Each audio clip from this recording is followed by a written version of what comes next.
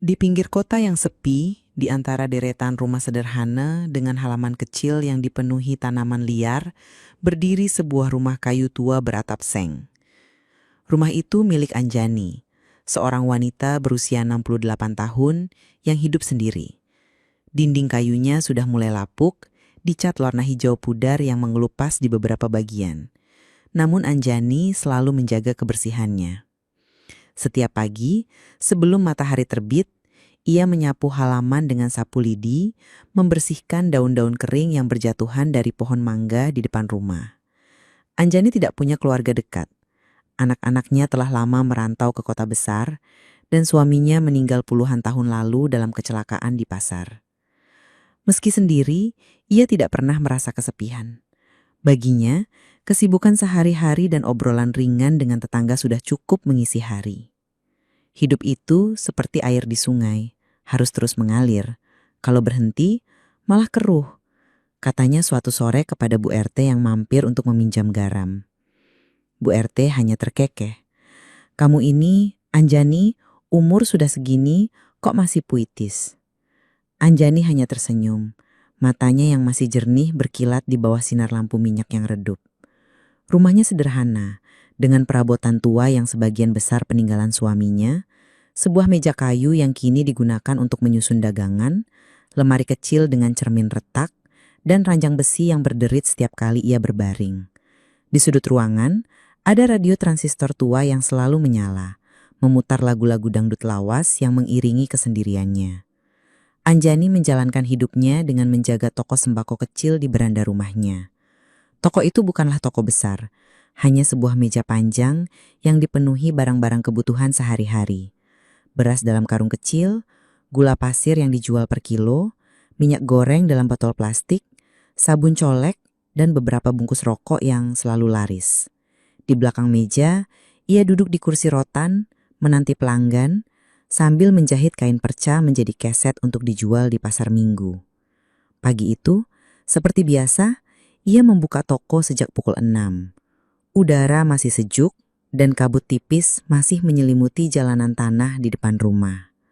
"Pagi Bu Anjani, beras 5 kilo ya, sama minyak setengah liter," sapa Pak Maman, tukang ojek yang selalu mampir sebelum memulai harinya.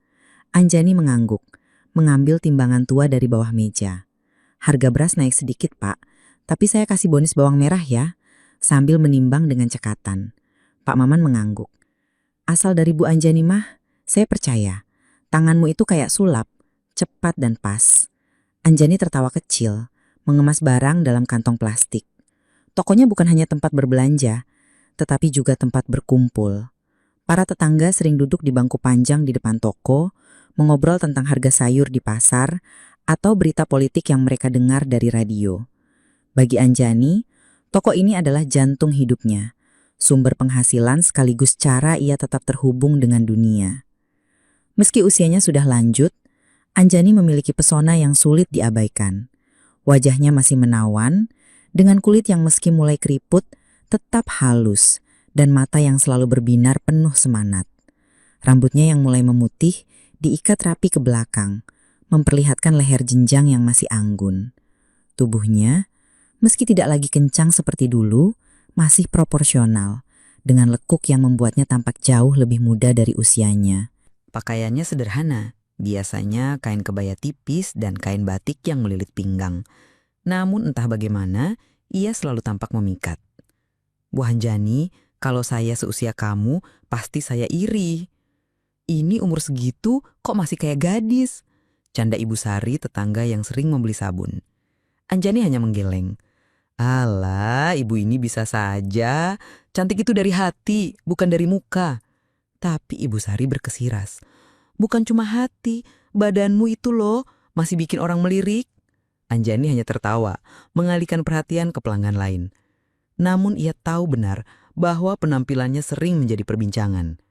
Di pasar, para pedagang sering berbisik tentang janda cantik yang masih menjaga diri dengan baik. Dan di toko, tatapan beberapa pelanggan seringkali lebih lama dari yang seharusnya.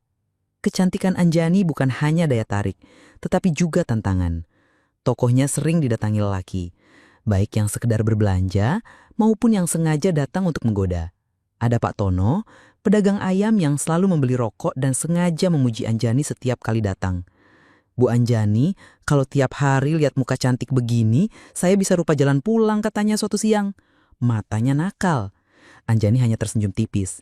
Pak Tono, jangan lupa istri di rumah ya, nanti dimarahi. Tapi Pak Tono hanya tertawa, mengedipkan mata sebelum pergi. Ada pula Mas Joko, sopir angkot yang lebih berani. Suatu hari, saat membayar sebotol minyak goreng, ia sengaja memegang tangan Anjani lebih lama. Tangan Bu Anjani halus banget, kayak sutra, katanya dengan suara rendah. Anjani menarik tangannya dengan cepat, wajahnya tetap ramah tapi tegas. Mas Joko, tangan saya cuma buat nimbang beras, bukan buat dipuji. Jawabnya setengah bercanda, tapi cukup untuk membuat Joko mundur. Meski begitu, godaan seperti ini bukan hal baru bagi Anjani. Ia sudah terbiasa, dan dengan cerbik, ia selalu mengalihkan perhatian atau menjawab dengan lelucon yang membuat pelanggan tak bisa terlalu jauh melangkah. Baginya, menjaga martabat lebih penting daripada menanggapi setiap pujian. Di balik semua godaan itu, hati Anjani sebenarnya sudah terpaut pada seseorang. Rohmat, pemuda berusia 30 tahun yang bekerja sebagai tukang kayu di kota. Rohmat bukan pelanggan tetap, tapi ia sering mampir ke toko Anjani untuk membeli kebutuhan atau sekedar berngobrol. Awalnya, Anjani hanya menganggapnya seperti pelanggan lain. Tapi lama-kelamaan, sikap Rohmat yang sopan dan perhatian membuatnya tersentuh. Suatu sore, saat hujan deras mengguyur kota, Rohmat berteduh di toko Anjani. "Bu, maaf, numpang berteduh ya, hujan ini kayak nggak mau berhenti," katanya mengibaskan air dari jaketnya. Anjani mengangguk, menyodorkan secangkir teh hangat. "Duduk dulu, Mat, nanti masuk angin kalau basah begitu." Mereka berngobrol panjang dari soal harga kayu hingga cerita masa kecil Anjani di desa. Rohmat mendengarkan dengan penuh perhatian. Sesekali tertawa pada lelucon Anjani. "Bu, kalau dengar cerita ibu, saya jadi pengen ke desa itu. Kayaknya damai," katanya. Anjani tersenyum. "Damai kalau hatinya tenang, Mat. Tempat cuma pelengkap." Sejak hari itu Rohmat sering datang, kadang membawa kayu kecil yang diukirnya sebagai hadiah. Anjani tak pernah mengakui perasaannya, tapi setiap kali Rohmat datang, hatinya terasa lebih ringan, seperti ada sinar yang menyelinap ke dalam hidupnya yang monoton. Cinta Anjani kepada Rohmat bukanlah sesuatu yang ia rencanakan, melainkan tumbuh perlahan seperti akar pohon yang merayap di bawah tanah, tak terlihat namun kuat. Rohmat, dengan senyumnya yang hangat dan sikapnya yang tulus, telah menjadi bagian dari hari-hari Anjani. Setiap kali ia datang ke toko, membawa cerita tentang pekerjaannya sebagai tukang kayu atau sekadar membantu mengangkat karung beras, Anjani merasakan kehadirannya seperti angin sejuk di tengah terik. Ia tak pernah berani mengungkapkan perasaannya, takut usianya yang jauh lebih tua akan menjadi penghalang. Namun, di dalam hati, ia sering membayangkan bagaimana rasanya jika Rohmat melihatnya bukan hanya sebagai pemilik toko, tetapi sebagai wanita yang masih memiliki mimpi. Suatu malam, saat toko sudah tutup dan Anjani sedang menghitung uang di meja kecil, Rohmat muncul di depan pintu membawa sebuah kotak kayu kecil yang diukir dengan motif bunga. "Bu, ini buat ibu, saya bikin kemarin malam," katanya sedikit malu-malu. Anjani mengambil kotak itu, jarinya menyusuri ukiran yang halus. "Mat, ini bagus sekali. Kamu bikin sendiri. Buat tanganmu selalu istimewa," ujarnya matanya berbinar. Rohmat tersenyum. "Asal ibu suka, saya senang. Ibu kan selalu baik sama saya." Anjani hanya mengangguk, menahan debaran di dadanya. Kotak itu kini ia simpan di samping ranjangnya, menjadi pengingat bahwa di usianya yang tak lagi muda, masih ada seseorang yang membuatnya merasa berarti. Hari itu, langit di pinggir kota tampak cerah, dengan awan putih yang bergerak perlahan. Anjani baru saja selesai melayani beberapa pelanggan ketika Rohmat datang, mengenakan kemeja kotak-kotak yang sedikit kusut dan celana jeans yang agak pudar. Ia membawa sebuah tas kain berisi alat-alat kayu, seolah baru pulang dari pekerjaan. "Bu, saya boleh mampir ke rumah ibu sore ini. Ada sesuatu yang mau saya omongin," katanya sambil menggaruk tengkuknya. Ekspresinya sedikit gugup. Anjani yang sedang menyusun botol kecap di rak menoleh dengan kening berkerut. "Ada apa, Mat? Serius amat mukanya." "Ya boleh, nanti sore datang aja, rumah kan gak jauh," jawabnya berusaha terdengar santai meski hatinya mulai bertanya-tanya. Rohmat mengangguk. "Makasih Bu, saya datang sekitar jam 5 ya." Setelah Rohmat pergi, Anjani melanjutkan pekerjaannya. Tapi pikirannya melayang. Apa yang ingin dibicarakan Rohmat? Apakah hanya urusan biasa atau ada sesuatu yang lebih dalam? Ia menggelengkan kepala, menegur dirinya sendiri karena terlalu banyak berpikir. Anjani, kamu ini sudah tua. Jangan kebanyakan mimpi, gumamnya sambil menyapu lantai toko. Namun di sudut hatinya, ada harapan kecil yang mulai menyala, seperti bara yang tak sengaja tersulut. Sore itu, setelah menutup toko lebih awal, Anjani memutuskan untuk mandi sebelum Rohmat datang. Air dari bak mandi yang dingin menyegarkan tubuhnya, dan ia membiarkan pikirannya mengembara sambil menggosok sabun ke kulitnya. Di rumah sederhananya, kamar mandi hanya berupa bilik kecil dengan dinding seng dan atap plastik yang bocor di beberapa titik. Ia terbiasa dengan kesederhanaan itu, namun hari ini ia merasa sedikit berbeda. Mungkin karena kedatangan Rohmat atau mungkin karena ia ingin merasa lebih segar di hadapannya. Sementara itu tanpa sepengetahuan Anjani, Rohmat sudah tiba di rumahnya. Ia mengetuk pintu depan tapi tak ada jawaban. "Bu Anjani?" manggilnya pelan, mengintip melalui jendela yang tirainya sedikit terbuka. Rumah tampak sepi, hanya suara air dari kamar mandi yang samar terdengar. Rohmat ragu sejenak, lalu memutuskan untuk masuk dan menunggu di ruang tamu kecil yang hanya berisi kursi kayu dan meja tua. Ia duduk, tangannya memainkan tali tas kainnya, mencoba menenangkan kegugupan yang tak ia pahami. Mungkin Bu Anjani sedang sibuk, gumamnya, menatap foto tua di dinding yang memperlihatkan Anjani muda bersama suaminya tersenyum di bawah pohon kelapa. Setelah selesai mandi, Anjani mengeringkan tubuhnya dengan handuk tua berwarna biru yang sudah sedikit pudar. Ia membungkus handuk itu di sekitar tubuhnya, berjalan menuju ruang tamu tanpa menyadari bahwa Rohmat sudah ada di sana. Jantungnya hampir berhenti ketika ia melihat Rohmat duduk di kursi, matanya melebar kaget. "Ya Tuhan, Mat, kamu sudah datang." "Maaf, saya nggak dengar ketukan tadi," katanya. Wajahnya memerah karena malu. Rohmat buru-buru memalingkan muka, tapi tak bisa menahan diri untuk tidak melirik sekilas. "Maaf Bu, saya nggak tahu Ibu sedang mandi. Saya tunggu di luar aja ya," balasnya, suaranya sedikit terbatah. Anjani menggeleng cepat. "Nggak usah, duduk aja di situ. Saya ganti baju dulu sebentar." Ia berbalik, berjalan menuju kamarnya dengan tangan memegang handuk erat-erat. Rohmat mengangguk, mencoba fokus pada benda-benda di ruangan untuk mengalihkan pikirannya. Namun, gambar Anjani yang baru saja ia lihat, kulitnya yang masih halus meski usianya lanjut, dan aura anggun yang tak bisa disembunyikan, terus terbayang di benaknya. Ia menarik napas panjang, berusaha menenangkan diri sambil menunggu Anjani kembali. Namun, takdir seolah punya rencana lain. Saat Anjani melangkah kembali ke ruang tamu, masih mengenakan handuk karena lupa mengambil baju dari tali jemuran, kakinya tersandung karpet kecil di lantai. Handuk yang ia kenakan, yang sudah longgar karena tergesa, tiba-tiba melorot dan jatuh ke lantai. Anjani membeku. Wajahnya pucat, tangannya berusaha menutupi tubuhnya tapi terlambat. "Astaga!" serunya. Panik, berusaha meraih handuk itu dengan cepat. Rohmat, yang awalnya memalingkan muka, tak bisa menahan diri untuk menoleh. Matanya membelalak, tak percaya dengan pemandangan di depannya. Tubuh Anjani, meski tak lagi muda, memiliki keindahan yang alami, dengan lekuk yang lembut dan kulit yang bersinar di bawah cahaya lampu Petromax. "Bu, maaf, saya nggak sengaja," katanya tergagap, wajahnya memerah, tapi matanya seolah terpaku. Anjani, yang awalnya panik, tiba-tiba merasa aneh. Ada campuran malu dan sensasi lain yang sulit dijelaskan. Seolah tatapan Rohmat bukan hanya membuatnya canggung, tapi juga diinginkan. "Mat, tolong ambilkan kain di jemuran, cepat," pintanya. Suaranya gemetar, tapi berusaha tegas.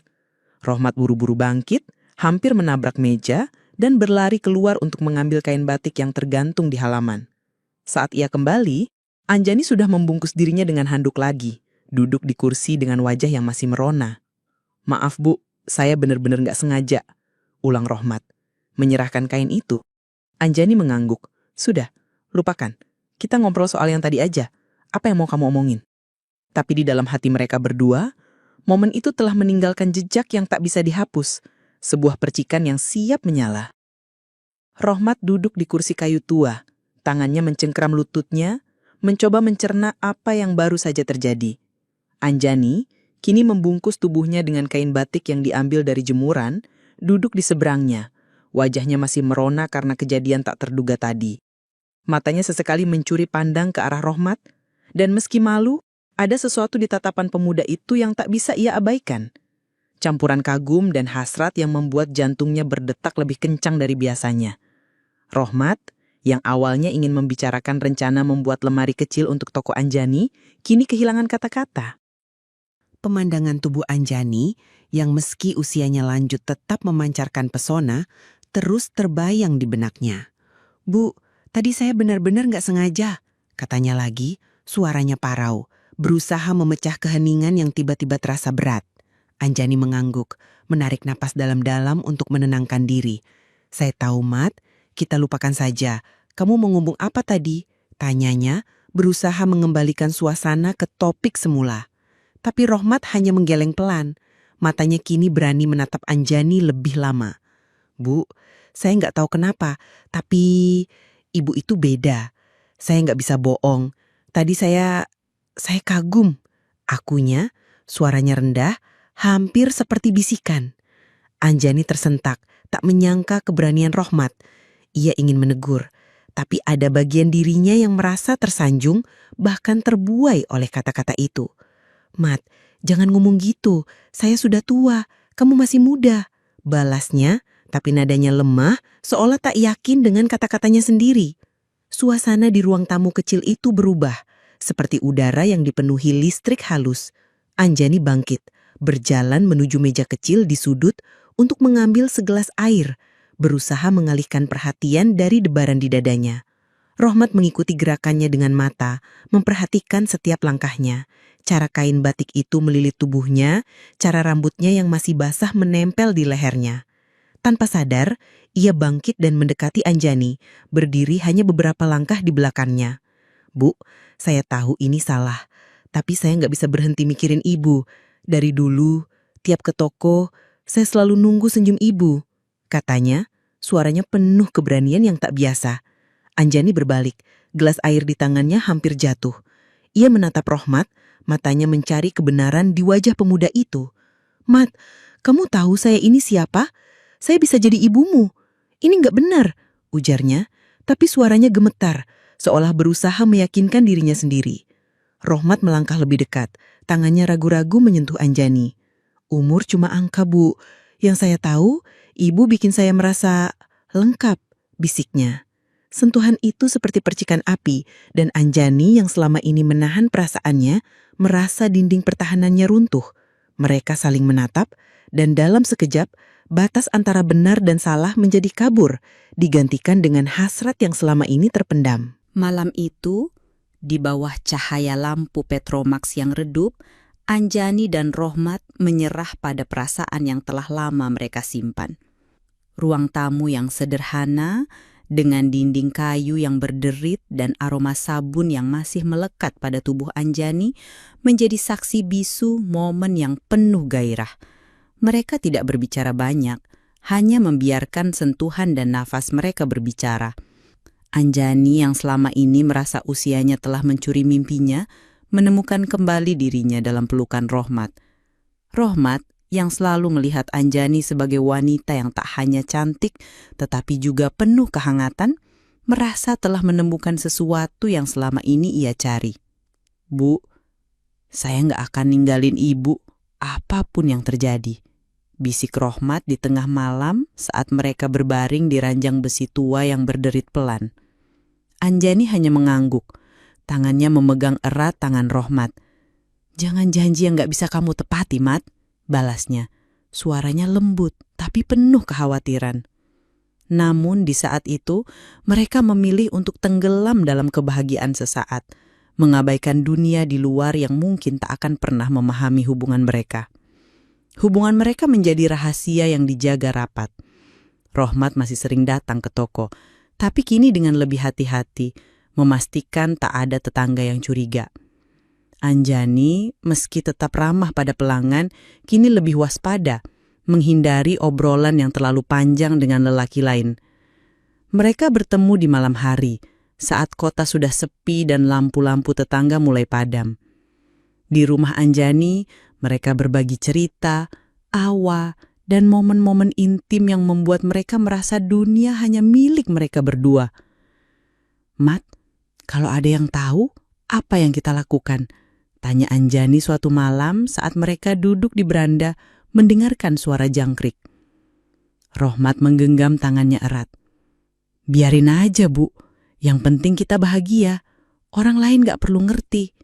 Jawabnya dengan keyakinan yang membuat Anjani tersenyum, meski di hatinya ada ketakutan yang tak pernah ia ungkapkan.